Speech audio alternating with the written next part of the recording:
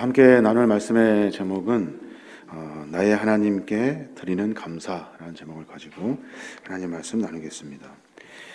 이제 다음 주에 저희가 잘 아시는 것처럼 추수감사주일 예배를 준비하고 있습니다. 한 해를 인도하신 하나님께 감사한 일들을 쭉 적어봤어요. 이 일도 감사하고 저 일도 감사하고 많은 일들이 감사의 조건으로 채워졌습니다.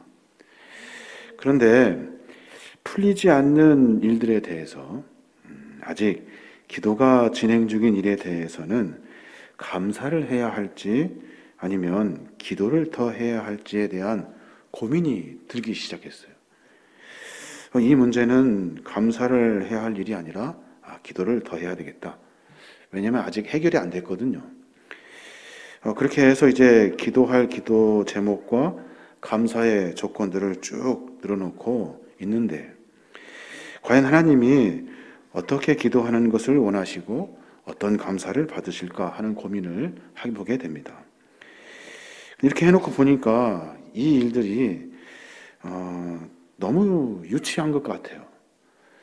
감사는 받은 것에 대한 감사, 얻어진 것에 대한 감사, 누려진 것에 대한 감사를 하게 되는데 하나님께서는 그런 것을 원하시지 않으셔요.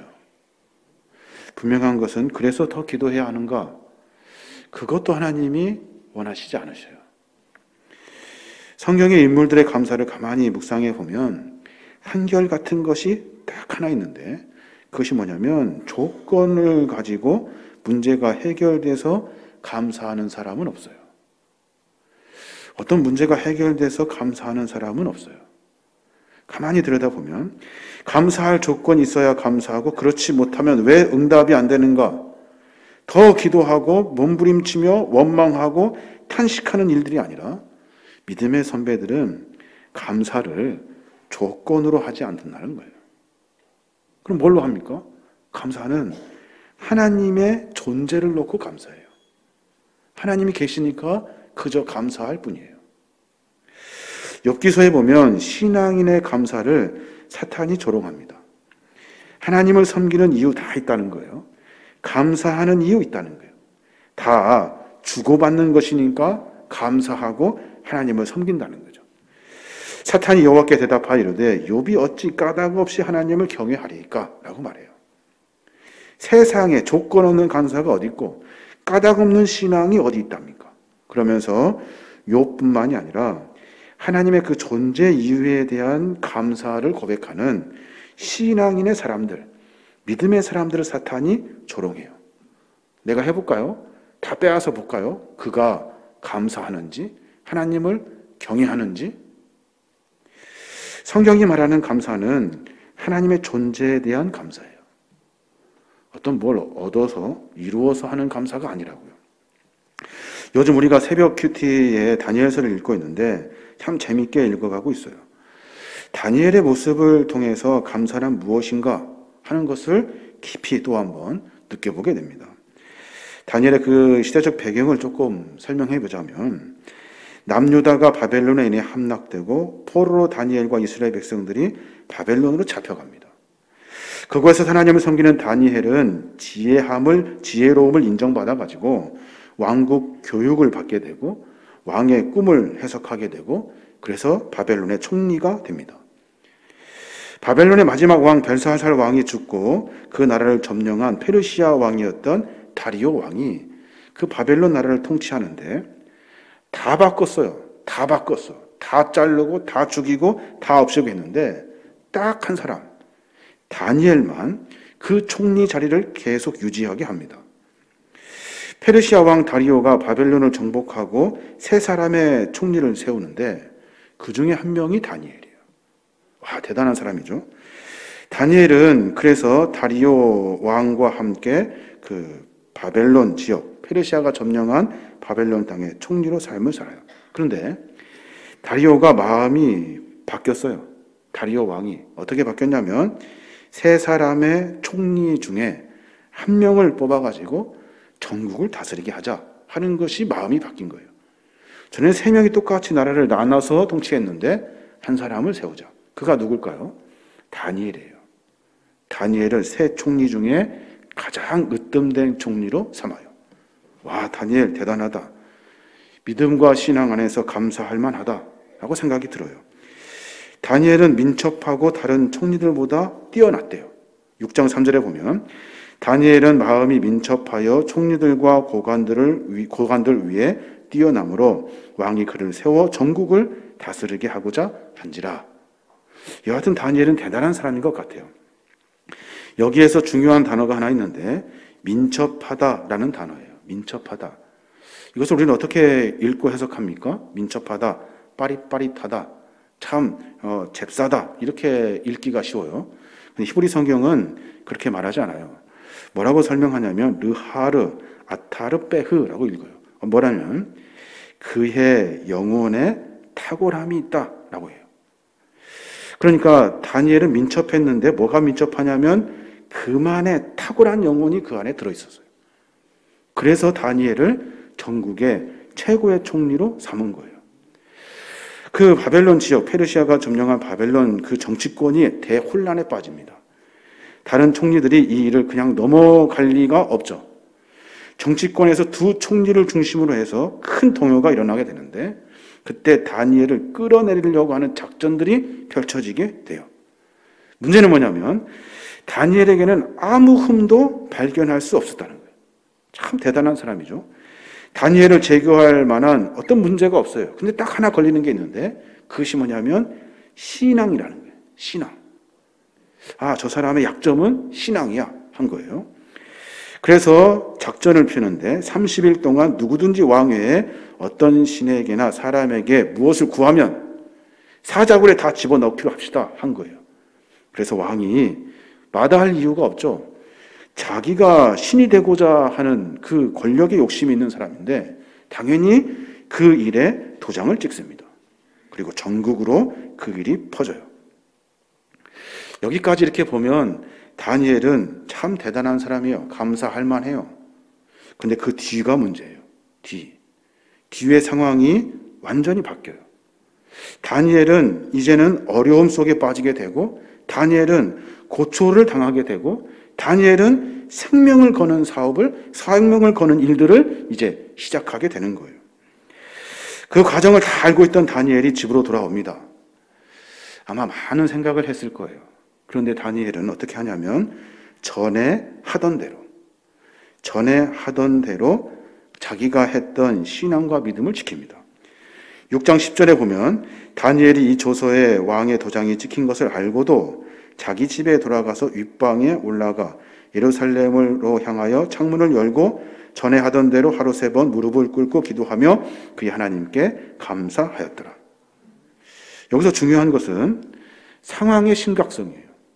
지금 다니엘이 지금 기도할 때가 아니에요. 전에 하던 대로 무릎 꿇을 때가 아니에요. 감사할 때가 아니에요. 그랬다가는 사자굴에 들어가는 것이 자명한 일이죠. 죽는단 말이에요. 그런데도 불구하고 다니엘은 전에 하던 대로 여전히 믿음과 신앙을 지켰고 다니엘은 거기에다가 더해가지고 하나님께 감사를 드려요. 여러분 어떻게 생각하십니까? 내 상황이 이렇게 급박하게 돌아가는 그 상황에서 문제를 다 뒤로 하고 해결할 수 있는 방법을 다 뒤로 하고 그저 전에 하던 대로 그저 신앙이 뭐라고 교회에 나와 무릎 꿇고 기도하고 하나님께 감사할 일입니까? 참 이해가 되지 않아요. 작전을 짜야 돼요. 다니엘도. 히브리 성경에 보면 10절의 시작을 이렇게 시작하더라고요. 다니엘은 알고 있었다. 뭘 알고 있었을까요? 자기가 죽는 줄 알고 있었어요. 나는 이제 끝이구나 이제. 나는 이제 끝장났구나 알고 있었어요. 끝이 자명해요. 왕의 칙령의 도장이 찍힌 것도 알고 그것이 선포된 것도 알아요. 다니엘은 다 보았어요. 그래서 그 내용을 다 알아요. 그 과정을 다 지켜봤다고요. 아, 그래서 이제 나는 끝이구나. 다니엘은 그것을 알았다는 거예요. 그런데도 그는 집으로 가가지고 전에 하던 그대로 행동을 합니다. 흔들리지가 않아요.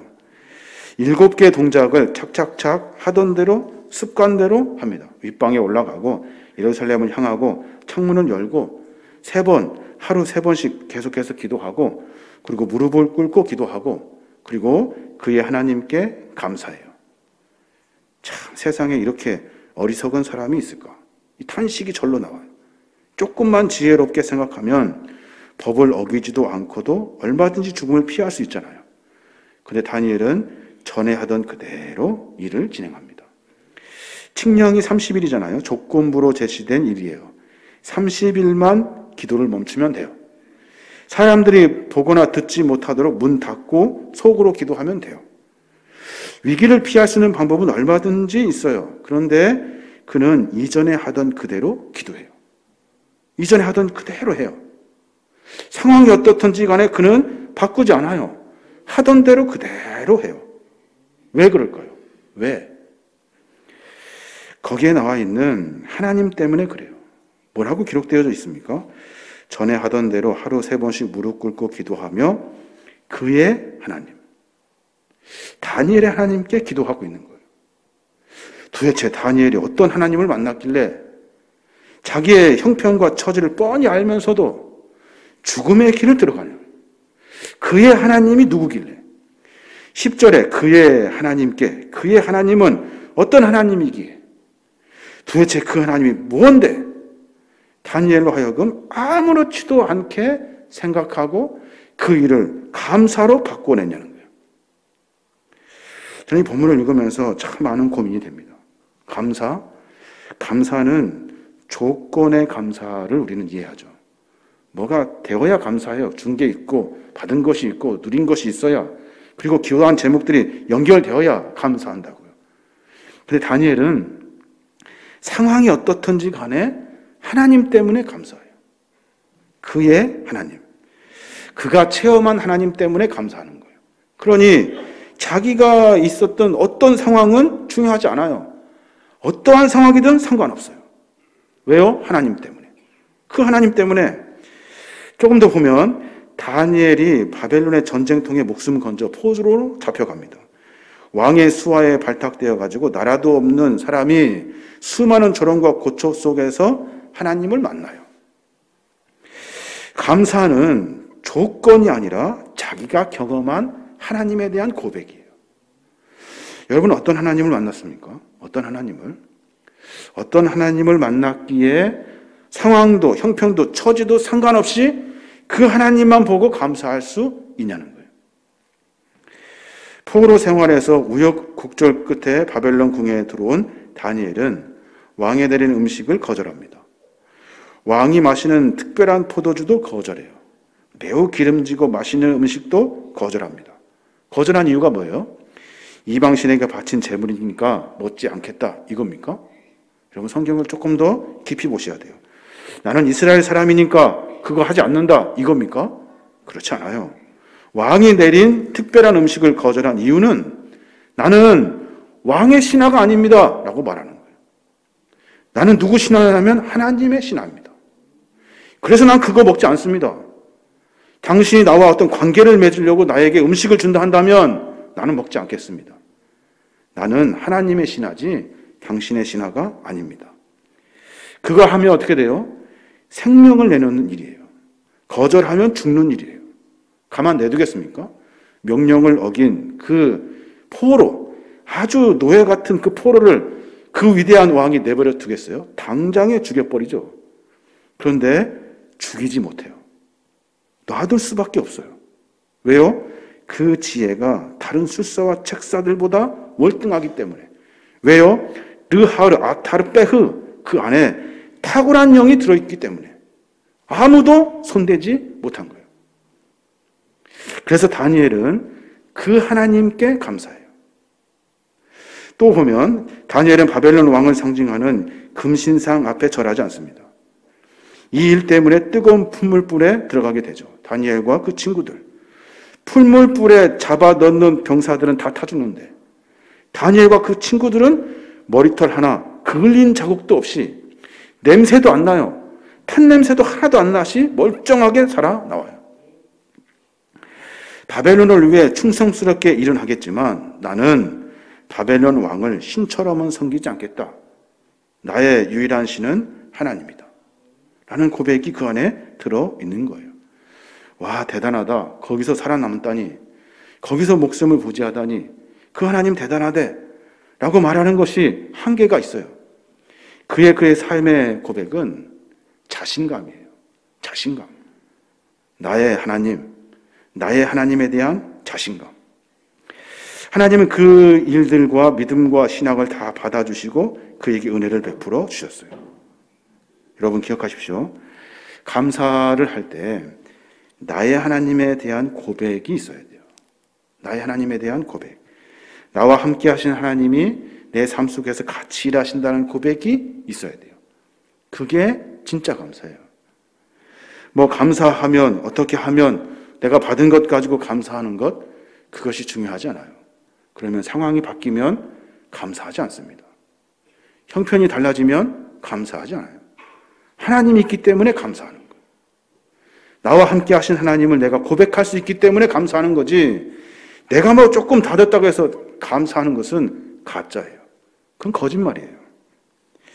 추수감사절을 맞이해서 헌금을 준비하는데 올해는 힘들었으니까, 하나님이 많이 안 도와주셨으니까 이만큼 하고, 내가 장로니까 이만큼 하고, 집사니까 이만큼 하고, 쟤는 왜 안 할까 하고 서로 시덕거리면서 이야기하는 겁니까?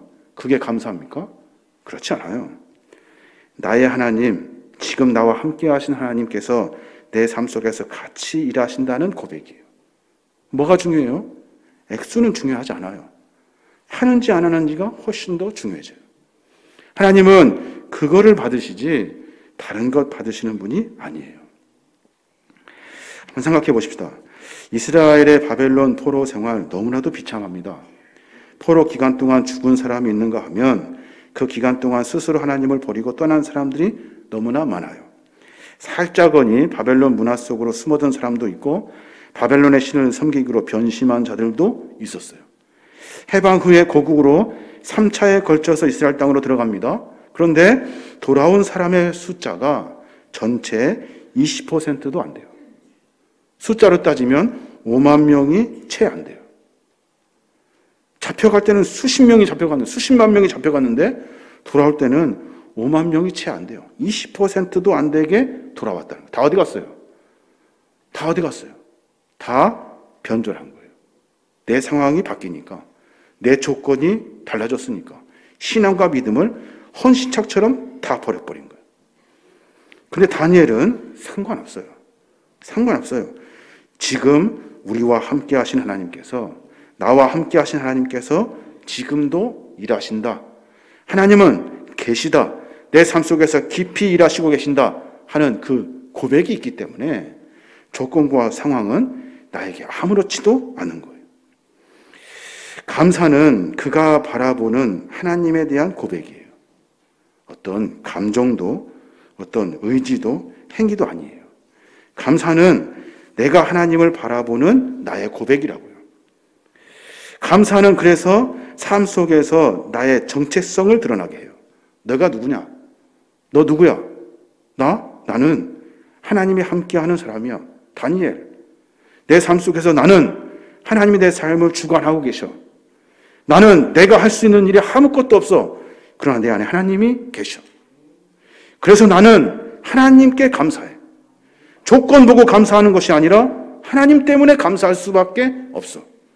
무엇 때문이 아니라 하나님을 고백하는 사람의 삶의 본질, 이게 바로 감사라는 거예요.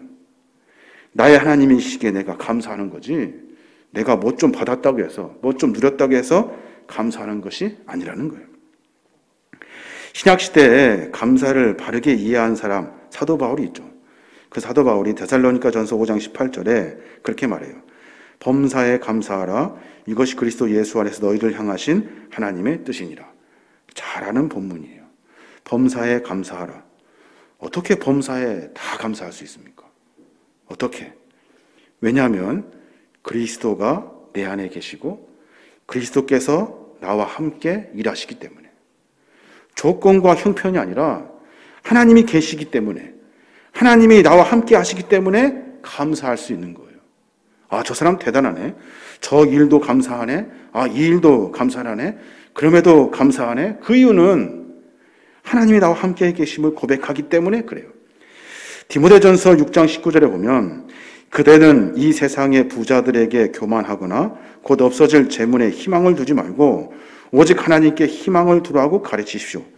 하나님은 우리에게 모든 것을 넘치게 주셔서 누리게 하십니다. 무슨 말이에요? 우리가 세상의 부자들에게 교만하듯이 내가 부자를 쫓는 것이 아니라 재물에 희망을 두는 것이 아니라 하나님에게 희망을 두라는 거예요. 하나님이 계시기 때문에 감사한 거예요. 하나님이 계시기 때문에 그것으로 충분한 거예요. 올해 가장 감사한 일이 뭔가요? 감사한 일이 뭘까요? 구구절절 쓸 일이 참 많죠. 그럼 올해 기도의 제목이 뭔가요? 구구절절 쓸 일이 참 많아요. 그런데 가장 중요한 것은 하나님이 계시기 때문에 상관없다는 나의 고백이와 기도가 필요해요. 하나님이 계시기 때문에 내 이 어려움과 내 조금의 어떤 일들, 조금 누려지는 일들, 그런 것들이 다 감사한 거예요. 상관이 없는 거예요. 자녀로 인해서, 재물로 인해서 사업이 조금 번성했다고, 승진했다고 감사하는 것이 아니에요. 하나님으로 인해서 감사하는 거예요. 할 일이 없어요. 감사할 일이. 사업도 안 되고 직장도 안 되고 시험도 떨어지고 다 잘 안 됐어요. 그래서 감사할 수 없습니까? 할 수 있어요. 하나님이 계시니까 감사하는 거예요. 다니엘은 나의 하나님께 감사합니다. 삶과 죽음을 초월한 나의 하나님께 감사해요. 사자굴에 던져? 상관없어요. 풀물분에 던져? 상관없어요. 나를 죽이려고 덤벼들어? 상관없어요. 나의 하나님이 계신데. 그래서 그의 삶은 늘 감격과 은혜예요. 절 한 번 안 하고 기도 한 번 안 하는 거, 그런 거 문제가 되지 않아요. 살짝살짝 속여가면서 문 닫고 속으로 기도하는 거 문제가 되지 않아요. 왜요? 나의 하나님이 내 안에 계신데. 나의 하나님이 계시기 때문에 야, 니네 무슨 줘서 왕해줘서 별거 다 해봐라. 그거 아무 상관없는 거예요. 자기에게는 아무런 문제가 되지 않아요. 내 안에 하나님이 계시기 때문에 그래요. 감사하며 살아야 되죠. 감사하려면 어떻게 될까요? 나의 하나님을 찾으셔야 돼요. 나의 하나님, 내가 하나님을 고백할 수 있도록 하나님이 내 안에 계심을 고백하는 그 고백이 먼저가 돼야 돼요. 그래서 나는 상황과 행동 중요하지 않습니다. 하나님이 계시니까 나는 감사합니다. 이 고백이 되어야 하는 거예요. 나의 하나님은 지금 여기서 나와 함께 일하십니다. 그래서 감사합니다. 하나님께서 아브라함에게 최초로 주신 말씀이 기억이 납니다. 창세기 12장 2절 말씀인데 내가 너로 큰 민족을 이루고 내게 복을 주어 내 이름을 창대하게 하리니 너는 복이 될지라 라고 말해요. 전제 조건이 뭐예요? 왜 너를 큰 민족이 되게 하고 복을 주게 하고 복을 주고 이름을 창대하게 할 거냐는 거예요. 전제가 뭐예요? 하나님이에요. 하나님이 아브라함과 함께 할 거야. 너와 같이 할 거니까 어떠한 일이 있어도 꿈쩍하지 마. 어떠한 일이 있어도 놓치지 마. 내가 너와 함께 할 거니까 그것 붙들고 살면 돼. 너를 큰 민족으로 복을 창대하게 할 거니까 염려하지 마. 그 일이 하나님이 함께 함으로 가능한 일이에요. 그러니까 아브라함은 상황과 형편 때문에 아무 문제가 없어요. 하나님이 계신데, 하나님이 하실 것인데, 이 고백이 우리의 고백이 되어야 하는 겁니다. 어떤 목사님을 만나서 한참 대화를 나누는데 그런 말을 하셔요. 아, 목사님 고민이 있고 걱정이 있고 염려가 있습니다. 그래서 큰일 났습니다. 어떻게 하면 좋겠습니까? 한참을 이야기하는데 그 목사님이 하시는 말씀이 딱 두 가지예요. 꼭 기억해라. 너는 혼자다. 혼자. 여러분, 우리는 신앙과 믿음의 삶에 혼자예요. 그러면서 하시는 말씀이 하나님은 내 편이야 라고 말씀하셨어요. 혼자 신앙생활의 길을 걸어요. 다니엘이 혼자 신앙생활 한다고요. 남들은 다 배신하고 다 내려놓고 다 도망가고 다 변절되는데 다니엘은 혼자 신앙을 지켜요. 그 신앙과 믿음을 보시고 하나님이 다니엘 편이 되어 주시는 거예요. 감사는 거기에서 나오는 거예요. 다른 뭐 좀 얻어졌다고 감사하는 거 아니에요. 하나님께서 나와 함께 하시기 때문에 문제가 되지 않는 거예요. 신앙은 혼자 갑니다. 세상과 우리는 신앙 같이 갈 수 없어요. 그래서 외로워요. 힘들어요. 신앙은 그래서 고단해요. 그럼에도 불구하고 하나님은 내 편이시기 때문에 내 상황과 형편을 지켜주셔요. 그 하나님이 있기 때문에 감사할 수 있는 거예요. 어떤 조건 때문에 하는 것이 아니에요. 우리 신앙의 고백을 다시 정비해야 됩니다. 어떤 조건 가지고 감사하려고 하지 마세요. 하나님은 그거 받지도 않으셔요. 나의 하나님을 고백하셔야 돼요. 하나님, 그렇습니다. 하나님이 계십니다. 비록 외롭고 힘들고 고되지만 하나님은 내 편이십니다. 이게 우리 고백이 돼야 돼요. 세상과 타협해서 같이 가려고 하지 마세요. 신앙은 혼자 가는 거예요. 혼자 묵묵히. 와이프도 가족도 아무도 내 신앙을 지켜낼 수가 없어요. 내가 지키는 거예요. 내가. 그 신앙을 지키는 자들을 하나님이 함께 하셔요. 편이 되어 주신다고요. 그러니까 이길 수 있는 거예요. 감당할 수 있는 거예요. 우리 신앙의 삶 속에서 감사의 조건을 찾아보십시오. 그 조건 끝에 다른 것이 아니라 하나님을 찾으시길 바랍니다. 나의 하나님, 그래서 나는 상관없습니다 라고 고백할 수 있는 신앙의 고백이 우리 안에 있어야 하는 겁니다. 저와 여러분이 그런 고백으로 말미암아 하나님께 감사로 영광 돌릴 수 있는 우리 모든 믿음의 종들 되시길 바랍니다.